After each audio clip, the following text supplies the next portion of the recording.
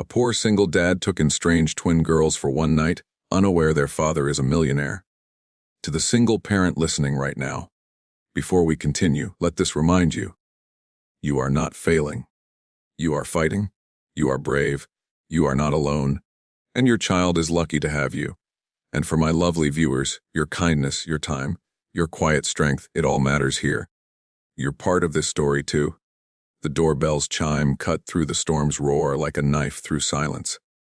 Jake Sullivan froze at his kitchen table, his trembling hand still gripping the electricity bill marked final notice in angry red ink. The clock on his microwave glowed 9:47 p.m.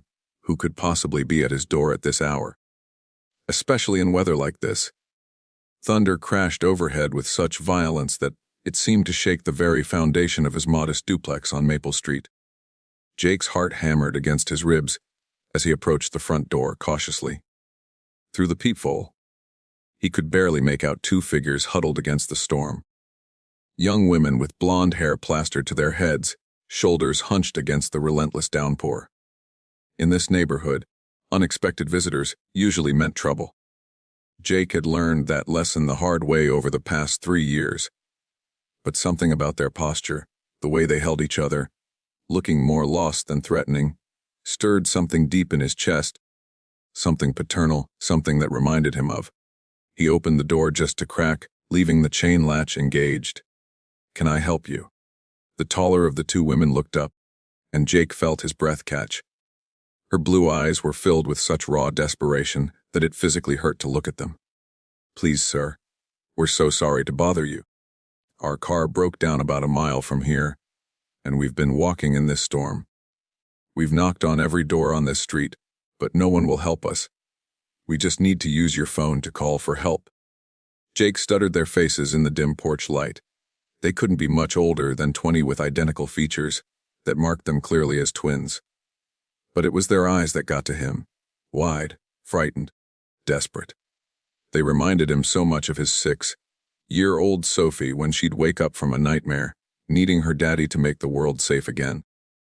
"We tried calling our insurance company," the second twin added, her voice shaking so badly Jake could barely understand her. "But the storm knocked out the cell towers and we don't have any cash for a taxi or hotel. We've been walking for hours. Please, we just need help." Jake's practical mind screamed. Warnings. He didn't know these girls. They could be running some kind of scam. In his old life, back when he lived in the suburbs behind gates and security systems, he might have called the police and let them handle it. But looking at them now, really looking, he saw something that overrode every logical concern. He saw his own children. Danny, now 8 years old, living 3,000 mem away in Oregon. Sophie, 6, whose bedtime stories Jake now told over crackling phone connections twice a week if he was lucky. What if they were ever stranded somewhere, scared and alone? What if they needed help and everyone turned them away? "Hold on," Jake said, his voice rougher than he intended. He closed the door to unhook the chain, and when he opened it again, the full fury of the storm hit him like a physical blow. Rain drove horizontally across his porch, soaking him instantly. "Come in. Get out of this weather." The relief that washed over both girls' faces was so profound, so overwhelming that Jake felt tears prick his own eyes. "Thank you," they said almost in unison, stepping into his humble living room. "Thank you so much. We were starting to think we'd have to spend the night in our car." Jake grabbed 2 towels from the bathroom, trying not to feel embarrassed about their threadbare condition. Everything in his duplex showed the wear of a man barely scraping by. The wallpaper peeled in places, the heating system wheezed like an old man climbing stairs, and the furniture was mostly secondhand finds from garage sales. "Here, dry off," he said, handing them the towels. "I'm Jake, by the way." "I'm Amanda," said the taller twin, accepting the towel like it was made of gold. "And this is my sister, Samantha.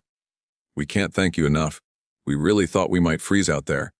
"Where's your car now?" Jake asked, closing the door against the howling wind that seemed determined to tear his house apart.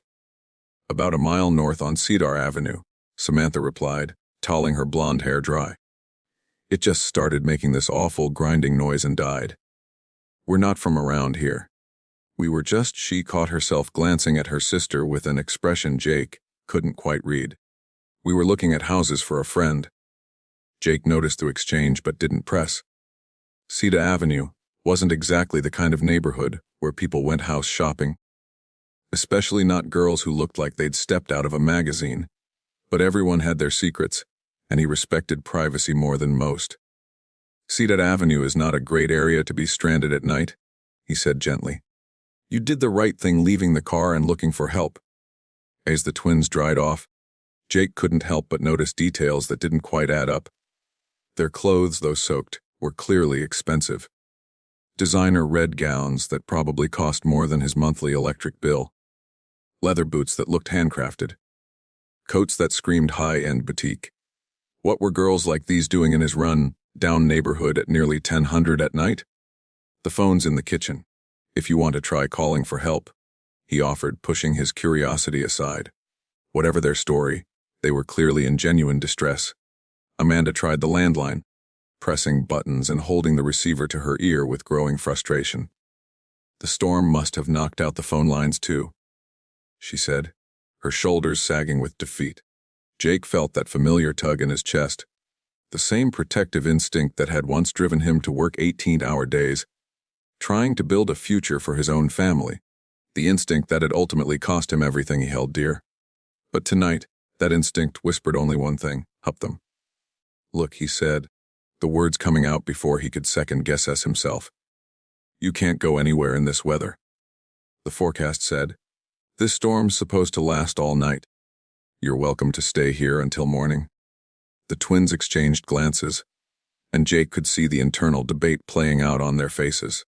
Trust a stranger or brave the storm. Neither option was particularly appealing for two young women alone. We don't want to impose, Samantha said carefully, her voice carrying a cultured accent that spoke of private schools and country clubs. You've already done so much for us. You're not imposing, Jake assured them, managing a self-deprecating smile. I have a couch that pulls out into a bed. It's not the Ritz-Carlton, but it's dry and warm.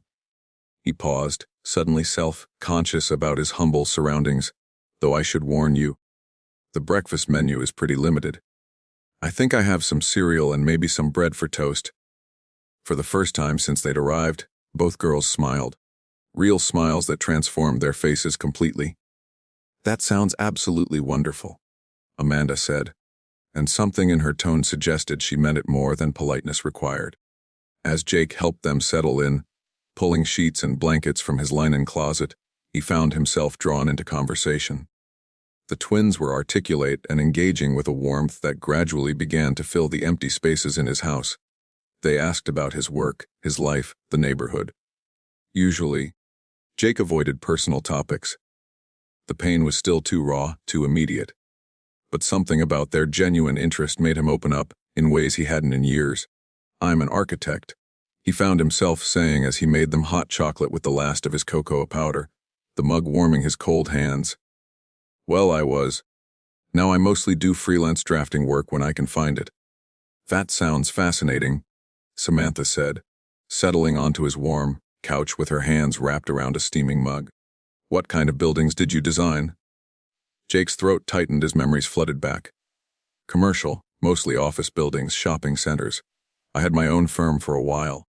He didn't mention how that firm had consumed his life, how his obsession with success had blinded him to what really mattered. What happened to it? Amanda asked gently, then immediately looked stricken. Sorry, that's probably too personal. You don't have to answer. It's okay, Jake said, surprised by his own willingness to share.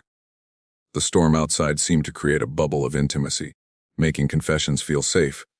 My life kind of fell apart 3 years ago. Divorce, business partnership dissolved. Had to sell everything just to pay the lawyers. He thought about stopping there, but something in their eyes, a compassion that seemed far beyond their years, encouraged him to continue. I have 2 kids, he said quietly, the words scraping his throat raw. Danny's 8 now, Sophie 6. They live with their mother in Oregon. The twins' expressions shifted, becoming impossibly gentle. That must be incredibly hard, Samantha said softly. Being so far from them. Jake's vision blurred as emotion crashed over him like the storm outside. Yeah, it is. I call them twice a week, but it's not the same as being there.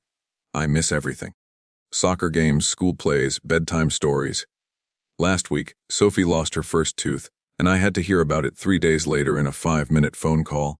His voice cracked on the last words and he turned away embarrassed by his display of emotion in front of these young strangers. What happened? Amanda asked with infinite gentleness. With your wife? I mean. Jake took a shaky breath. Rebecca said I was never there. That I cared more about building my business than building memories with my family. She wasn't wrong. I thought I was providing for them, securing their future, but I was missing their present. By the time I realized what I was losing, it was too late. The pain in his voice seemed to fill the small room, mixing with the sound of rain against the windows like tears against glass. She moved to Oregon for a fresh start. Jake continued, wiping his eyes with the back of his hand. Said she needed to get away from all the memories. The court gave her primary custody. I see Danny and Sophie during summer breaks and alternating holidays when I can afford the plane ticket. How often is that? Samantha asked, her own eyes bright with unshed tears. This year might be the first time I miss summer, Jake admitted, his voice barely above a whisper. Work's been slow, and the custody lawyer fees ate up most of my savings. I've been trying to put money aside, but he gestured helplessly at the pile of bills on his kitchen table. The twins listened with a level of empathy that seemed impossible for their age. They asked thoughtful questions, shared stories of their own childhood, and gradually Jake felt some of the crushing loneliness that had become his constant companion begin to ease. You know what strikes me about your story? Amanda said after a long moment of comfortable silence. You're still fighting for them. Even when everything fell apart, even when it would be easier to give up, you're still trying to be their father. They're my whole world, Jake said simply. Even if I can't be with them every day, I want them to know their dad never stopped loving them, never stopped trying. As the evening wore on, Jake learned that Amanda and Samantha had grown up in Connecticut, that they were both 22 and recent college graduates. They spoke fondly of their childhood, but remained vague about their family circumstances, mentioning only that their father was in business and deflecting when Jake asked for specifics. He sensed there was much more to their story, but he respected their privacy. After all, he was a stranger who'd taken them in for the night. They didn't owe him their life stories. You know, Amanda said as Jake prepared the pull-out couch with his best sheets. We've stayed in some pretty fancy hotels over the years, but I don't think I've ever felt as welcome anywhere as I do right here. That's very kind of you to say, Jake replied, tucking the sheets around the thin mattress. But I'm sure you're just being polite about my humble accommodations. No, really, Samantha insisted, her voice carrying a sincerity that made Jake look up from his work. It's not about the place, it's about the person. You opened your door to complete strangers in the middle of a storm. You shared your food, your home, your story. Not many people would do that. I have kids, he said simply, the truth of it settling in his chest like a warm ember. If Danny and Sophie were ever stranded somewhere, scared and alone, I'd hope someone would help them. I'd pray someone would see past their own fears and just be kind. As they settled in for the night, the twins whispering softly to each other on the pull-out couch, Jake lay in his own bed listening to the storm, gradually losing its fury outside. For the first time in months, his small duplex didn't feel empty. The soft murmur of voices, the knowledge that he'd helped someone, the simple human connection. It all reminded him of better times, when his house had been filled with family sounds and laughter. He drifted off to sleep, thinking about kindness, about the strange twists of fate that had brought these two young women to his door, and about how sometimes the smallest acts of compassion can feel like the most important things in the world. The next morning dawned clear and bright, as if the storm had washed the world clean and started everything fresh. Jake woke early, as was his habit developed from years of trying to squeeze more hours into each day. He found both twins already awake, sitting at his kitchen table and speaking in hushed, urgent tones that stopped the moment they saw him. "Good morning," he said, offering them coffee in his mismatched mugs. "How did you sleep?" "Better than we have in weeks," Amanda said, accepting the coffee gratefully. Something in her tone suggested she meant more than just physical rest. After a simple breakfast of toast and the last of his orange juice, Jake offered to drive them back to their car. The twins accepted, though he noticed they seemed strangely reluctant to leave, exchanging meaningful glances he couldn't interpret. During the short drive through his neighborhood, now peaceful in the morning sunlight, they were quieter than they'd been the night before. Jake caught them looking at him in ways that made him self-conscious, as if they were memorizing his face. Their car sat exactly where they'd left it on Cedar Avenue. A sleek BMW with Connecticut plates that looked even more out of place in the run-down neighborhood in daylight. Jake popped the hood and examined the engine, his construction experience coming in handy. "Your alternator belt snapped," he diagnosed, pointing to the problem. "It's an easy fix, but you'll need to have it towed to a shop. Shouldn't be too expensive." The twins called their insurance company on Jake's phone, and within an hour, a tow truck arrived. As they prepared to leave with the driver, Amanda pressed something into Jake's hand. A business card with elegant embossed lettering. "If you ever need anything," she said, her blue eyes unusually bright with emotion. "Anything at all, please call this number." Jake glanced at the card without really focusing on it, too caught up in the strange sadness of saying goodbye to these two young women who had briefly brought light into his dark world. "Thank you," he said, pocketing the card. "Take care of yourselves. Drive safely." As the tow truck disappeared around the corner, taking Amanda and Samantha with it, Jake felt the familiar weight of loneliness settle back on his shoulders like a heavy coat. The brief interlude of companionship was over, and he was back to his reality of unpaid bills, empty rooms, and the crushing worry about whether he'd see his children this summer. But something had changed. Some small spark of hope had been rekindled in those few hours of human connection.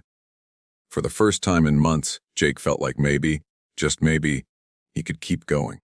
For the next 2 weeks, Jake threw himself into his work with renewed energy. He finally landed a small commercial project, designing renovations for a local restaurant that would help him catch up on some bills and maybe, if he was careful with every penny, put aside enough for a plane ticket to Oregon. He thought about Amanda and Samantha occasionally, wondering if they'd made it home safely. But the demands of daily survival soon pushed them to the background of his mind. The business card sat forgotten in his jeans pocket, going through the wash twice before he finally pulled it out and set it on his dresser.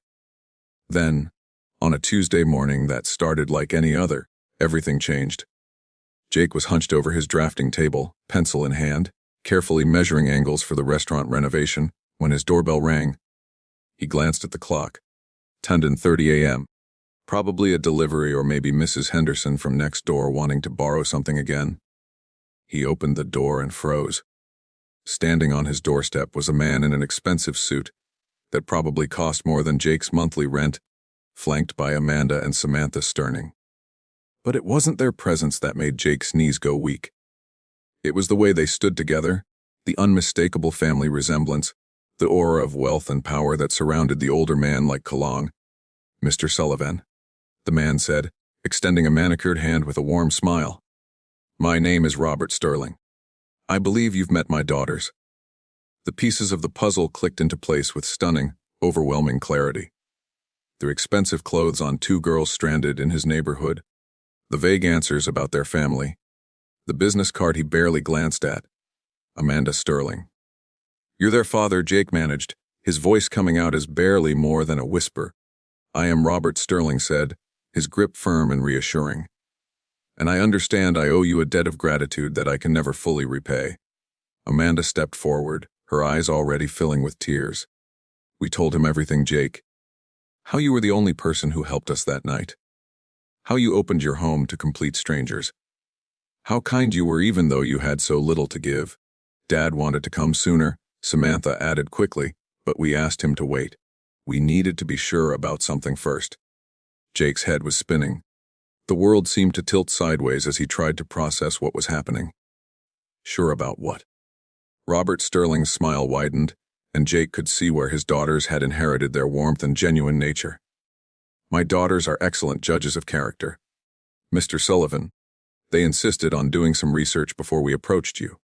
Research, Jake asked, confusion and growing alarm warring in his chest. About your children, Amanda said softly, her voice gentle but direct. About your custody situation, your financial struggles, your career background, everything you shared with us that night. Jake felt heat flood his face. His private struggles, his failures, his desperate financial situation. It had all been investigated, cataloged, probably discussed in boardrooms and family meetings. The humiliation was crushing. Please don't be angry, Samantha said quickly, seeing his expression change. We weren't trying to invade your privacy. We wanted to help the way you helped us. Help. Jake's voice cracked. I don't understand what's happening here. Robert Sterling stepped forward, his expression serious but kind. Mr. Sullivan, I'm the CEO of Sterling Development Group. We specialize in commercial and residential construction projects across the Northeast. I've reviewed your architectural portfolio, what I could find of it, and I'm genuinely impressed by your work. Jake gripped the door frame, his knees threatening to give out. I still don't understand. What I'm about to offer you, Robert said carefully, is not charity. It's not pity. It's good business mixed with the recognition of exceptional character. My company is expanding, and we need talented architects who understand that buildings aren't just structures. They're dreams made concrete. The world seemed to slow down as Robert Sterling continued speaking. I'm offering you a position as senior project architect with Sterling Development Group. The salary would be sufficient to allow you to relocate closer to your children in Oregon and pursue joint custody if you choose. You'd be designing the kind of buildings you dreamed about. Projects that matter, that last, that change communities. Jake's vision blurred as the magnitude of what he was hearing hit him like a physical blow. That's impossible. You can't just offer someone a job because your daughter stayed at their house for one night. You're right, Robert said with a laugh that held no mockery, only warmth. I can't. That's not how business works. But I can offer a job to someone whose character has been thoroughly tested and proven. Do you know what my daughters told me about that night? Jake shook his head, unable to speak. They told me about a man who had every reason to be bitter, who was struggling to keep his head above water, who could barely afford to heat his own home, and who still opened his door to strangers in a storm. They told me about someone who shared his food, his shelter, his story without asking for anything in return. Amanda wiped her eyes, but her voice was steady. Dad builds more than buildings, Jake. He builds teams, communities, futures, and has spent his whole life looking for people who understand that success means nothing if you don't lift others up with you. We weren't stranded by accident that night, Samantha admitted, her cheeks flushing slightly.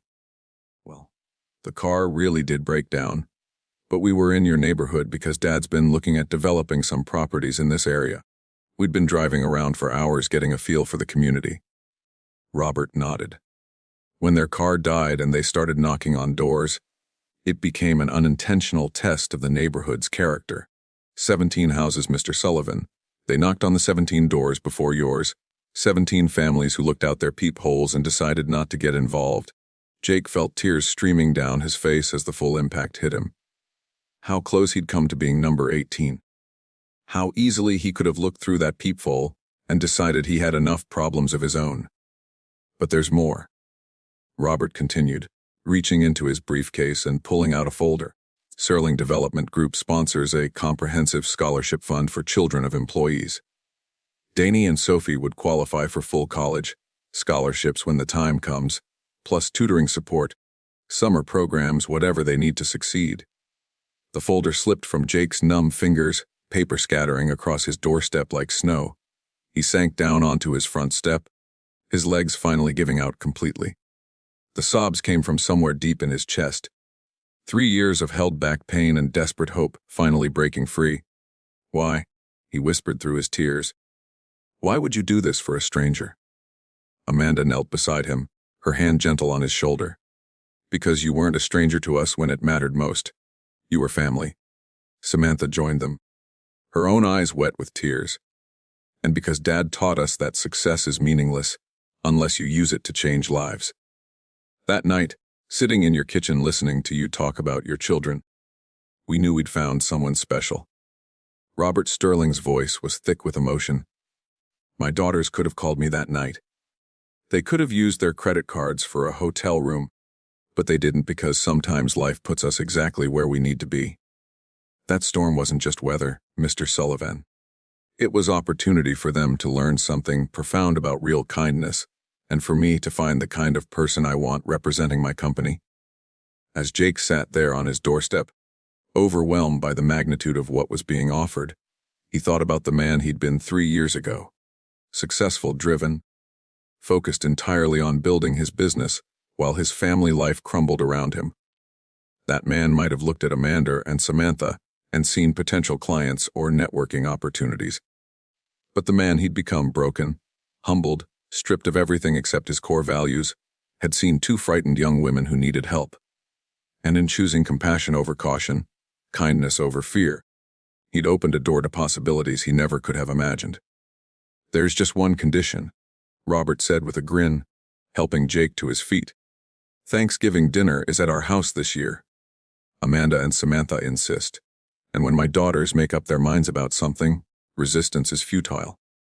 Jake laughed through his tears, the sound rusty from Dessous, but absolutely genuine. I accept all of it. The job, the opportunity, the dinner invitation." He paused, looking at each of them in turn. "I can't believe this is real." "It's real," Amanda assured him. "And Jake, there's something else. Dad's already spoken with the best family law attorney in Oregon. If you want to pursue joint custody, you'll have the best legal support available." For the first time in 3 years, Jake allowed himself to truly imagine the future. Seeing Danny and Sophie more than twice a year. Being there for soccer games and school plays, tucking them in at night and reading bedtime stories in person, instead of over crackling phone lines, building not just buildings, but memories. Creating the life he'd always wanted, but had been too focused on success to actually live. But more than that, he'd learned something precious about the ripple effects of human kindness, about how opening your door to help others really does open your heart to let blessings in. "You know what the most amazing part of this is?" Jake said, wiping his eyes and looking at the 3 people who had just transformed his world. "I almost didn't answer the door that night. I was so tired, so broke, so overwhelmed by my own problems. I came this close to just ignoring the doorbell and going to bed." "But you didn't," Samantha said softly. "When it mattered most, when 2 strangers needed help, you chose to care. And that choice," Robert added, "changed everything. Not just for you, but for all of us. My daughters learned something about real character that night. I found the kind of employee who will help build not just my company, but my legacy. And you're about to get your life back." As Jake stood there in the morning sunlight, surrounded by the family that had chosen him because of who he was in his darkest moment, he understood something profound about the nature of kindness. It wasn't just about helping others. It was about staying open to grace, to possibility, to the unexpected ways that compassion can circle back and transform everything. The rain had indeed washed the world clean that stormy night 2 weeks ago. But it had done more than that. It had washed away Jake's old life and made space for something beautiful and new to grow. 6 months later, Jake Sullivan stood in his new office in Portland, Oregon, looking out at the city skyline and thinking about the building he was about to design, a community center that would serve families like his own had been. Families struggling to hold on to hope. In the distance, he could see the elementary school where Danny and Sophie would start in the fall, living with him half the time under the joint custody agreement that had finally been approved. His phone buzzed with a text from Amanda. "Dad's got a new project in Seattle. Guess who's the lead architect? Also, can you make it to Sunday dinner this week? Mom's making her famous lasagna." Jake smiled, typing back, "Wouldn't miss it." Family dinner is sacred, and it was true. Because sometimes when you open your door to strangers in a storm, you don't just give them shelter. You invite miracles into your own life.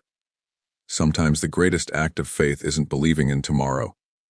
It's believing that kindness still matters, that compassion can change everything, and that love really does find a way. The storm that brought Amanda and Samantha Sterling to Jake's door that night had lasted only hours. But the kindness he showed them that was going to last forever, rippling out through generations, changing lives in ways he was only beginning to understand. Because in the end, we're all just strangers in the storm, hoping someone will hear our knock and choose to open the door. If this story touched your heart the way Jake's kindness touched Amanda and Samantha, don't forget to subscribe to Everable Stories for more incredible true tales that prove love and compassion can change everything.